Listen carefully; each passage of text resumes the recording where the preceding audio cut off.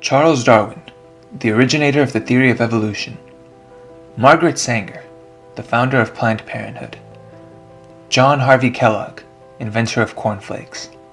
And Adolf Hitler, the man behind the Holocaust. What do all these people have in common? Well, they were all proponents of the eugenics movement. This movement was founded by Francis Galton, who was inspired by Charles Darwin's 1859 publication, The Origin of Species, the 1944 discovery that DNA was the heritable material, and society's gradual acceptance of evolution. He was a man of many achievements, but most are overshadowed by his modern-day ideas of eugenics, which came into popularity in the 20th century.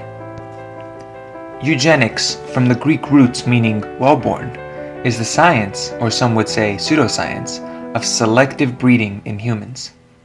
The goal was to improve the physical and mental makeup of the human race. In practice, this can be done by increasing the frequency of good alleles, also referred to as positive eugenics, or through negative eugenics, by trying to decrease or eliminate inferior genes. Those with political and scientific power at the time decided that entire populations had inferior genes, while others were considered desirables. For example, field observations led Galton to conclude that African people were 2 grades inferior to the Anglo-Saxons' position in the normal frequency distribution of general mental ability. Minorities and immigrants were targeted, but so were those of any race with lower economic status. Another problem was that certain behavioral attributes, such as success and talent, were said to be due exclusively to nature, in this case one's genetics, rather than to nurture, which includes such things as social advantage, learned behaviors, and environmental factors. Galton urged to prevent the free propagation of the stock of those who were seriously affected by lunacy, feeble-mindedness, habitual criminality, and pauperism, since the burden of caring for such degenerates represented a huge cost to society. He also encouraged those with desirable genes to procreate, outbreed, and displace other populations. Following its increased popularity throughout Europe, the eugenics theory soon moved to the United States. In 1907, Indiana became the first state to pass a Sterilization Act. Other states soon followed, some with expanded lists of hereditary defects, even including deafness and promiscuity. These programs found legal support in the Supreme Court, and it's estimated that as many as 60,000 forced sterilizations occurred. Some people were sterilized during other medical procedures without ever being told it was going to happen. Despite its tragic history in so many different countries, the worst eugenics case happened in Nazi Germany.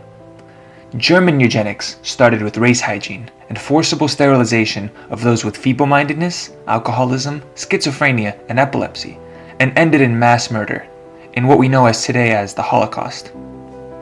After that, the eugenics movement lost popularity. The interpretation by major proponents of eugenics was determined to be wrong, both morally and scientifically.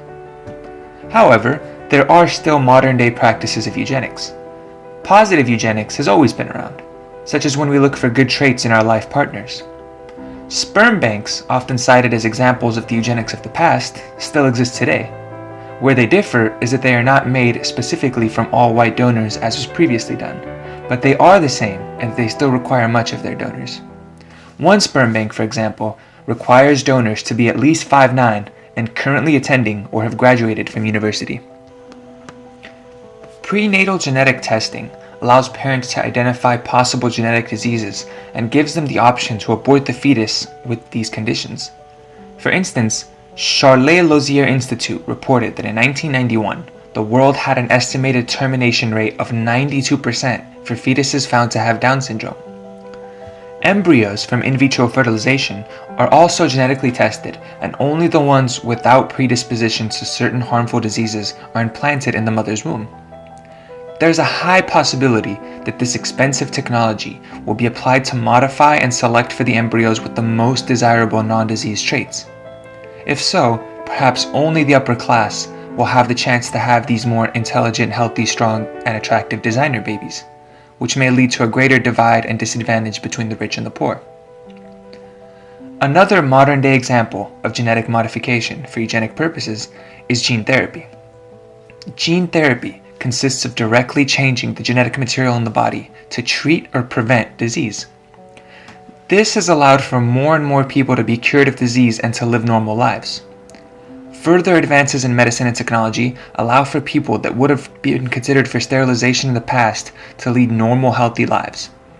In fact, a group of scientists from MIT have utilized CRISPR, a gene editing technology, to successfully fix disease genes in viable human embryos in August of this year. In the present day, society has a greater, more accurate scientific understanding of genetics than they did in prior years. But the morality of possible scientific applications, especially those with eugenic purposes, is still in question. To summarize this is a quote from D. Miklos and E. Carlson. "We stand at the threshold of a new century, with the whole human genome stretched out before us.